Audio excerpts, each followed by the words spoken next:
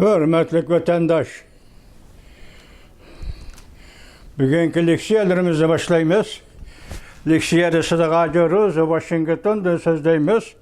Bugün çizlaq 2025 yıl, 2 ayının 20. günü. Vaziyetimiz bugün birinci olup ağızdan çıkarıdığımız Amerika Qo'shma Shtatlarining prezidenti Donald Trump Aqsarayga kirgan kun. Yoki marosim o'tkazib, qasam berib Aqsarayga kirgan kun. Top-to'g'ri 30 kun. Top-to'g'ri 1 oy bo'lgan kun. Endi tuvanda sizlarga ikki og'iz jumlada yoki bir jumlada ifodalaydigan portlash xarakterli xabar. Birincisi, Yalta sistemasi gumron bo'ldi degan xabar video film. Buni hozir anglaysizlar. İkincisi, dehşetli portlash xarakterli xabar. Men shundoq chog'ladim. Men shundoq tushundim. Men vatandoshlarımning ichida Xitoy tilini mendan yaxshiroq biladigan odamlarning men so'zlagan bu so'zni qayta isbotlash uchun qayta tekshirib beqishini umid qilaman. Agar men shundoq anglatib xatolashib qolsam vatandoshlardan afv so'rayman, kechirim so'rayman vatandoshim.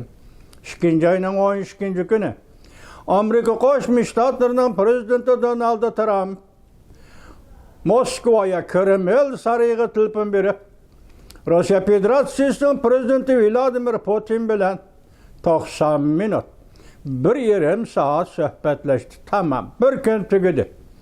2 ayning 12 kuni shuni bilan oxirlashdi.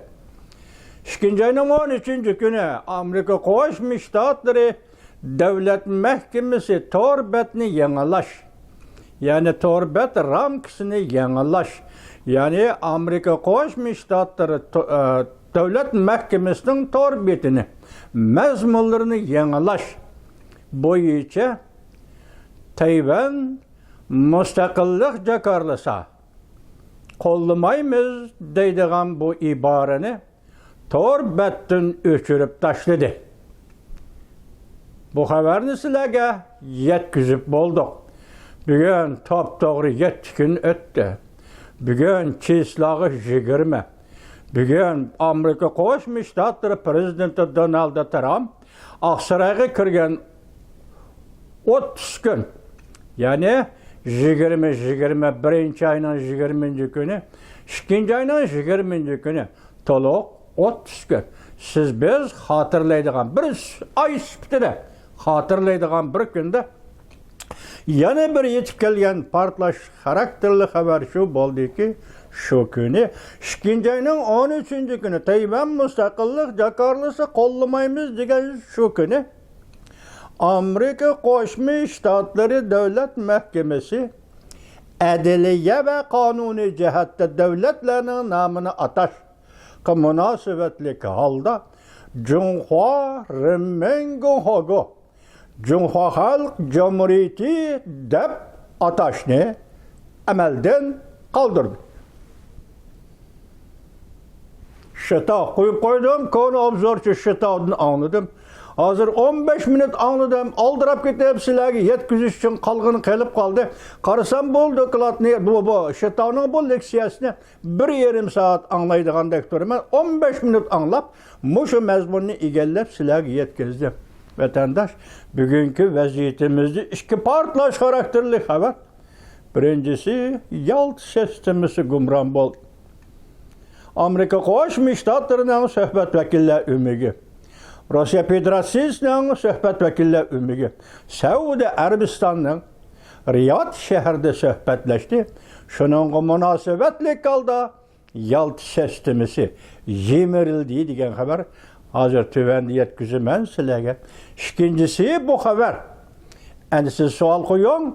2 ayning 13 kuni Tayvan mustaqillik jakarlasa qo'llamaymiz degan bu ibora, bu bayonnam o'chirildi.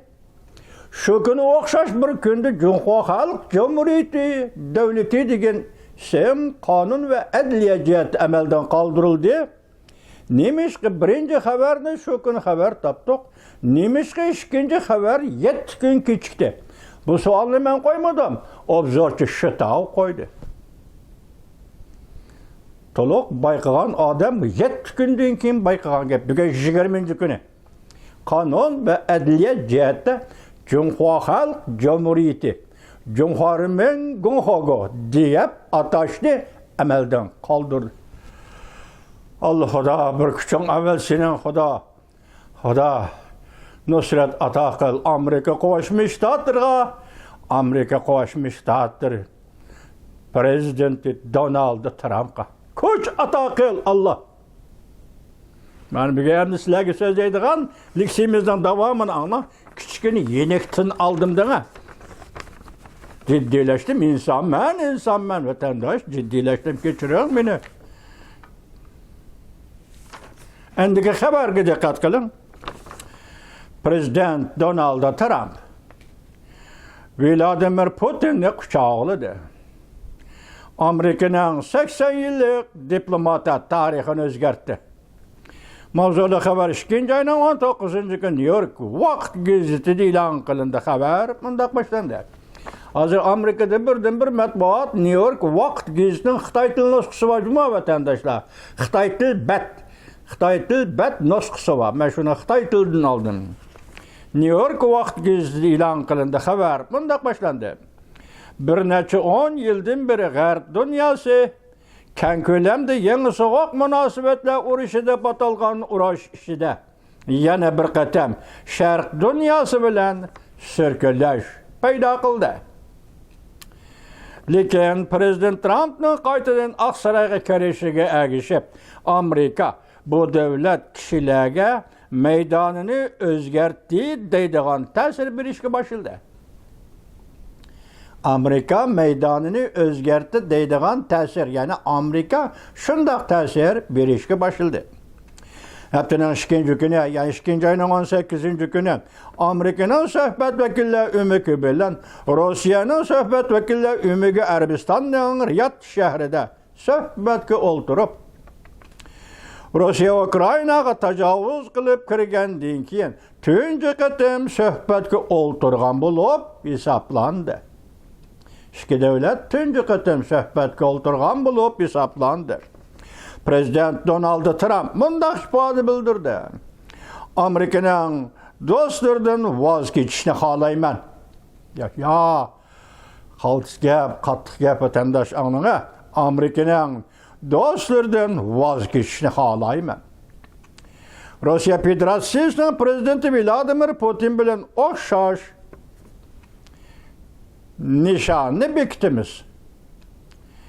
Rusya Federasyası'nın prezidenti Vladimir Putin bilen nişanını okşaş bektimiz. Prezident Donald Trump'ın nazarı da tarmarqılaş karakterlik qo'shni devlet uğraşıga mas'ul bo'lmasligi kerak. Bu cümle sal mucmal kechiringlar. Devlet uğraşıga mas'ul bo'lmasligi kerak.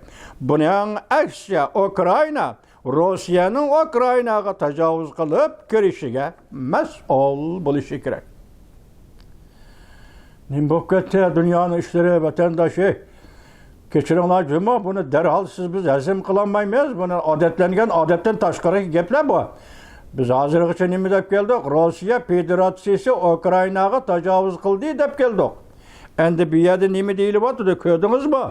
Prezident Donald Trumpning nazarida tarmarqılash xarakterlik qo'shni davlat urushiga mas'ul bo'lmasligi kerak. Belki bu yerda Rossiyani ko'z tutyapti. Buning aksicha Ukrayna Rossiyaning Ukraynaga tajovuz qilib kirishiga mas'ul bo'lishi kerak. Prezident Donald Trump hozir ustun qilib o'zgartdi bu siyosatni. Masalan, Rossiya Federatsiyasi tajovuzchi. Bugun yo'q. Rossiya Federatsiyasining Ukraynaga tajovuz qilishini Ukrayna keltirib chiqardi.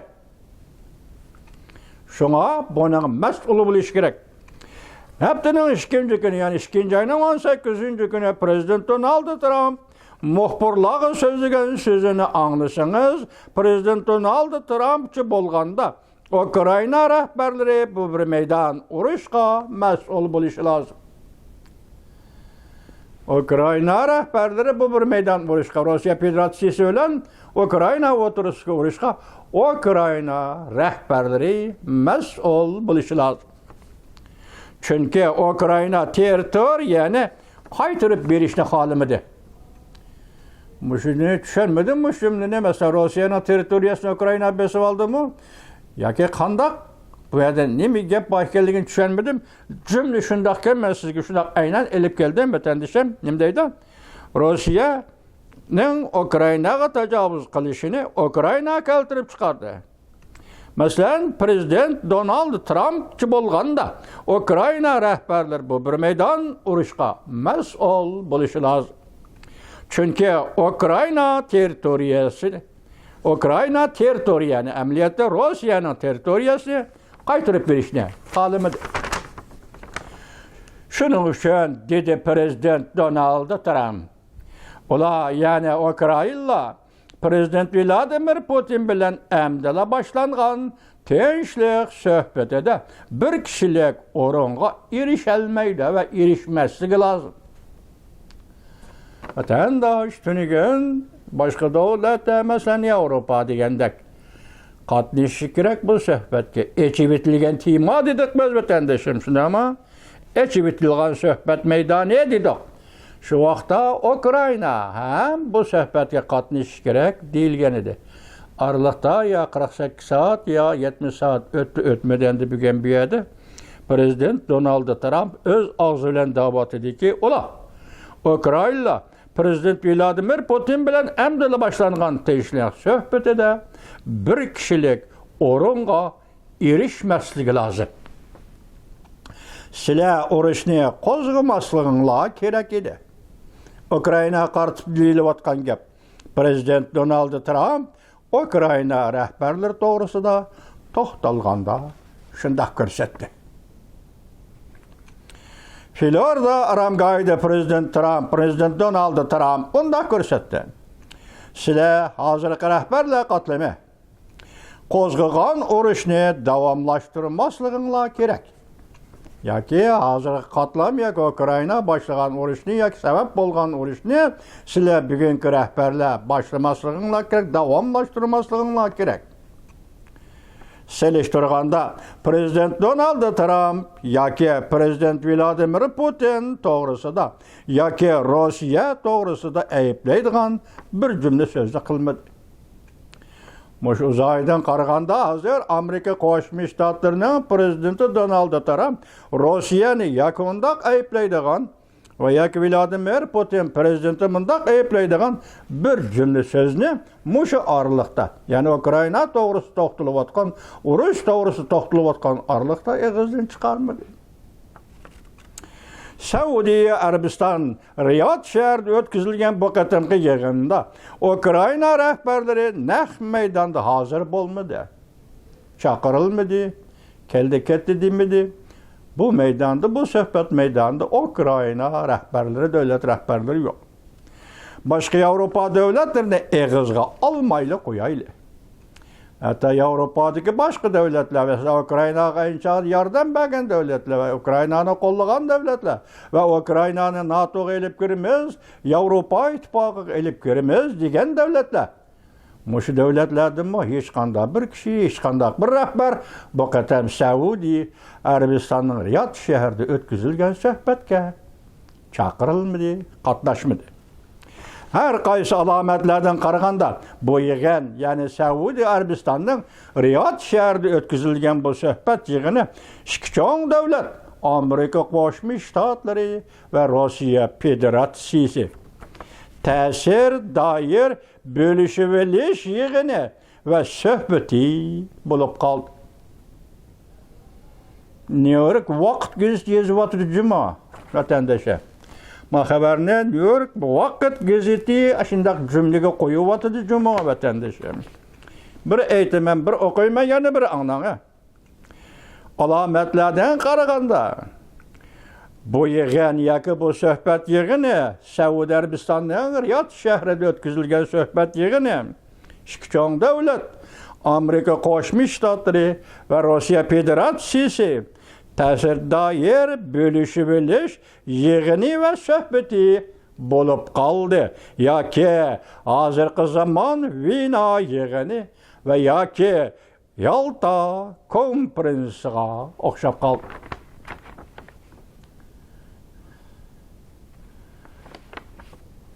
Yoki hozirgi zamon Vina yig'ini va yoki Yalta konferensiga o'xshab qoldi. Vina yig'ini lug'atdan izlab topolmadim, aldirab qoldim. Men izlab topgan tushuncha beray sizga vatandoshim. Hozir bu suhbat yig'ini Arabistonning Riyod shahrida o'tkazilgan suhbat yig'ini. Amerika Qo'shma Shtatlar Rossiya Federatsiyasi suhbat vakillari hozir bu yig'in yoki hozirgi Vina yig'ini va yoki Yalta konferensiga o'xshab qoldi.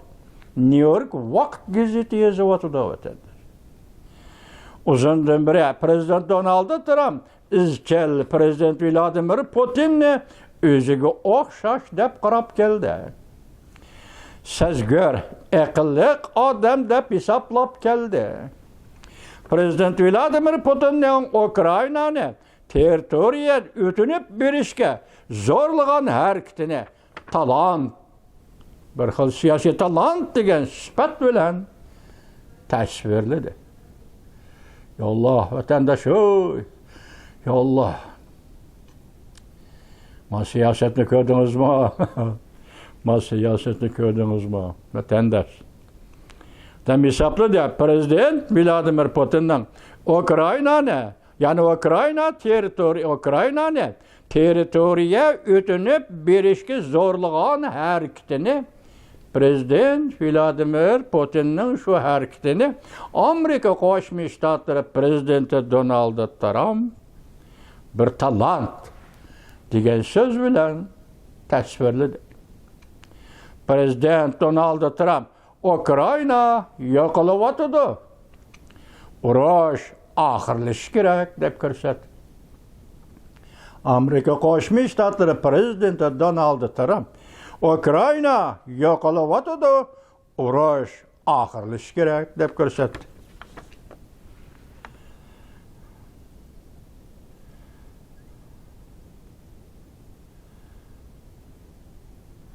Hamda shu so'zdan keyin Ukrainaning har qanday suhbatga qatnashimiz deb so'zlab turadigan tashabbuslarni kesgan rad qildi. Demak, Ukrainaga munosabatlik har qanday yig'in ochilsa biz uning qatnashimiz degan so'zni bir tashabbus desangiz, Amerika Qo'shma Shtatlarining prezidenti Donald Trump bugun bu tashabbusni rad qildi. Aqsaroyga kirgilish 20 kun bo'ldi.